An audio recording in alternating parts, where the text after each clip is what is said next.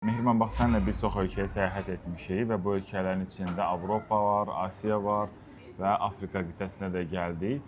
Fərqli mədəniyyətlər, fərqli ölkələr görmüş oldun və oradan belə bir sual vermək istəyirəm sənə. Səncə, bax, gördüyün yerlərdə Avropadakı iri kilsələr, daha sonra Asiyada böyük məscidlər və yaxud qədim Misirdə böyük piramidalar, bu kimi böyük tikili binalar səncə nə deməkdir? Nə üçün insanlar belə böyük binalar inşa ediblər?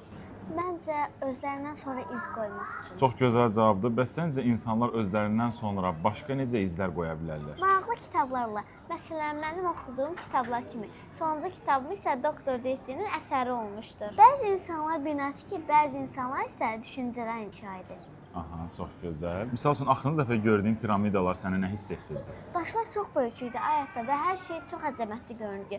İnsan buna baxdıqda elə bilir ki, bunu adi insanlar etməyib. Bəs yaxşı, bu qədər böyük daşlarla tikilən bir binanı insanlar nə üçün tikib? Və burada hansı hissləri insanlara çatdırmaq üçün bunu tikiblər? Bilmirəm axı, bəlkə də özlərini güclü və böyük hiss etdirmək üçün. Bəli qızım, bu bir tərəfi idi. İnsanlar özlərini böyük və güclü göstərmək üçün iri, geniş, böyük daşlarla binalar tikirdi.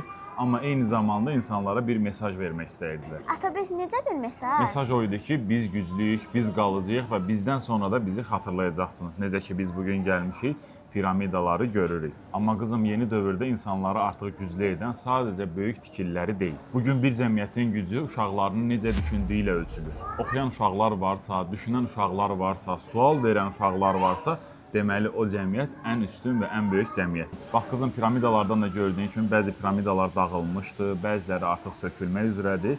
Amma dağılmayan və gələcəyə doğru addımlayan bir düşüncə də var. O da nədir? Gələcəyin ağıllı, savadlı uşaqları. Qızım, bax, sağlam gələcək üçün o zaman nə deyirik? Hər gün 20 dəqiqə kitab oxuyuruq, zənciri qırmırıq.